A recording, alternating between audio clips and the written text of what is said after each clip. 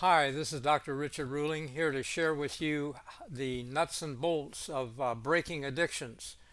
Uh, Doing so can cut your risks of the five leading causes of death, add 10 years to your life, and add a lot of money to your pocket when you're not having to buy a carton of cigarettes for 10 or $12 every day or so. Uh, this is a monkey on your back. You don't need it, and you can be free. And I helped in a stop smoking program in University of Arizona, Tucson. Uh, Over 100 people out of 150 quit. That's about 70%. And I believe you can do this if you'll follow it. And I'm going to give you the steps right now. And do these things every day for 5 days. You can be free. Will be covering, giving you support each day of the 5 days, looking at a different dimension of this. It really comes from what we call New Start, which is nutrition. What we put in our mouth is key, okay? And exercise is important. Water helps wash nicotine out of the system, other drugs as well. And sunlight. A key word is temperance. I define that as moderation in things that are good, but abstinence of things that are bad, like poisons, alcohol, caffeine, or drugs, and they can make you want to smoke. Um, so pure air is important. We'll do lung exercises and rest. Getting enough sleep helps you cope with stress, and then trust in God is also a key. And we're going to explain the fact that the urge to smoke increases over a 3 day period as you quit, but that's the hump or the peak, and you can be over that hump in 3 days and be getting better on the fourth and fifth day. And then people that on the fifth night, most people say, hey, we're going to make it. So hang in there and let's see what the ingredients are, because what happens is that as your nicotine levels drop, you feel a craving for a smoke, and it intensifies for a short time, but it's like any other physiologic urge. If you have to go to a bathroom but you can't go right now, you just say no, can't go right now. You forget it, it goes away, but it will come back again, and you need to go worse. Well, the difference is, of course, that you sooner or later you really have to go, and you will lose it even if you don't plan to. But smoking is a choice, and or some other alcohol, caffeine, etc. And you can break these addictions. The symptoms from breaking the habit do intensify, but we're going to be sharing strategies. And I said yesterday that I had a mayor in a southwest city, Missouri, little town, said, I've tried many times, but this is the easiest. He didn't say it was easy, but it was easier than any other way. When you do not use caffeine, caffeine drives your nerves up out of the roof, and nicotine balances them and pushes them down. It calms your nerves. Okay, together they keep you in balance like peaches and cream. But if you only try to quit smoking and you're drinking caffeine, you can't do it. You won't make it. Okay, that's a given. And the same with alcohol. Alcohol affects the finely delicate nerves of the frontal lobes where you choose to do the right thing. We said yesterday the strength and the ability of you to quit is based partly on the strength of your conviction and choice. If a man offered you $1 million to quit, you'd find a way to get it done. This is more important than $1 million. $1 is come and goes, but you can die with lung cancer, emphysema, heart disease, any number of ways, and even other cancer risk factors. In fact, we'll deal with more of them tomorrow. But what I want to tell you to do is, when you get the craving to smoke, repeat your choice. For today, I've chosen not to smoke. That's your choice. You can do that, and stall for time with this little. Remember the New Start thing. We're going to talk about exercise now. When you think of lung exercises, and you can do it either by physical exercise, going for a walk around the block, or out to the mailbox, or to the corner on the street. Do something and take some deep breaths. When you breathe deep, your diaphragm under your lungs moves down. It sucks air into your lungs, and the deeper you breathe, the more it rubs the adrenal glands on your kidneys. They're on the top. They call them the adrenal. The renal is kidney, adrenal is the gland on top, and it massages that adrenal gland and gets some of the juice out that makes you feel good. That's why they tell public speakers, take some deep breaths before you get up to speak or as you're getting ready to speak. It calms your nerves, okay, and can help you do that. So do the lung exercises. Take a minimum of 5, possibly 10 slow, deep breaths. As deep as you can breathe.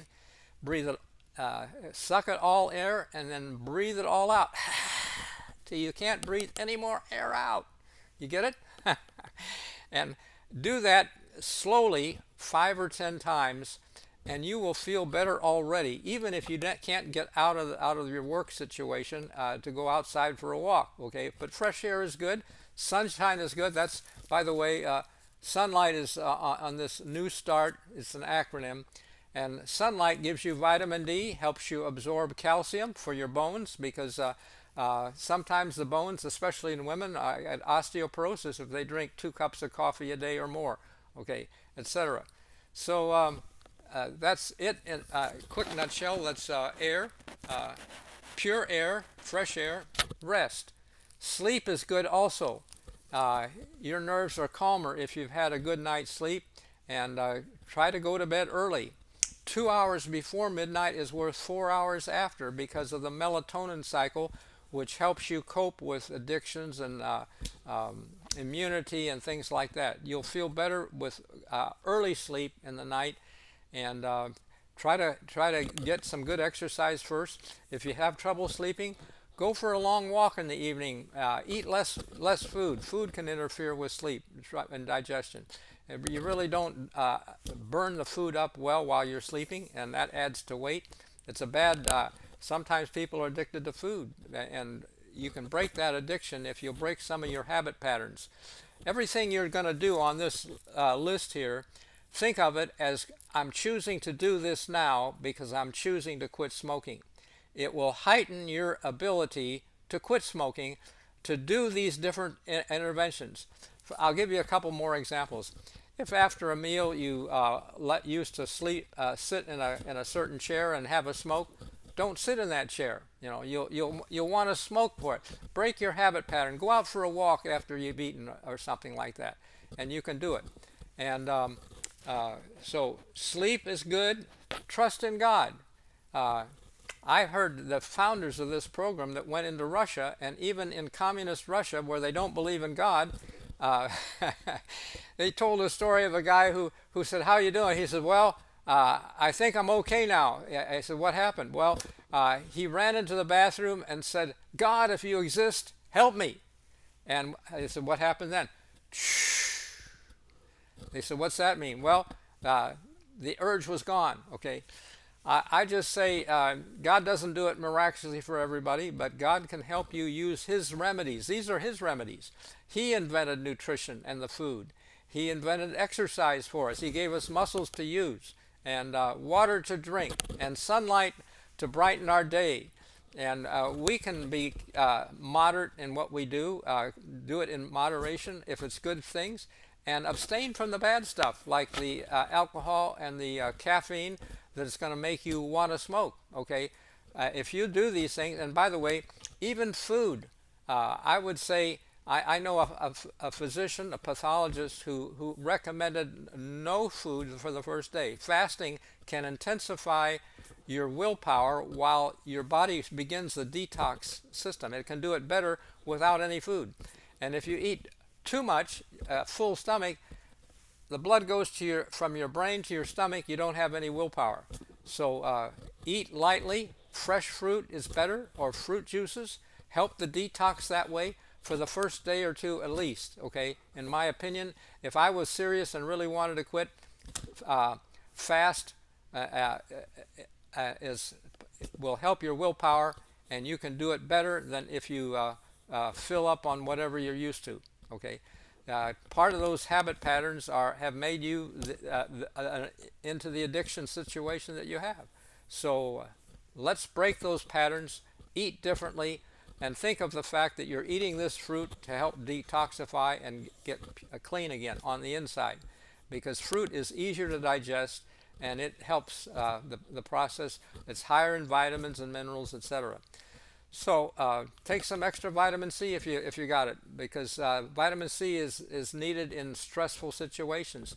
Sometimes after a major burn, for example, with high stress, the vitamin C need for the body can go from 75 milligrams a day to 2,000 milligrams a day.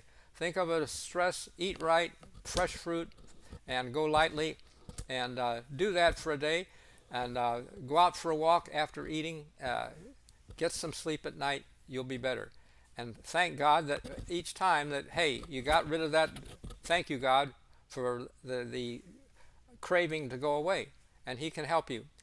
Well, that's about 10 or 11 minutes. And just thank Him now. And we'll see you again tomorrow. This is part 2.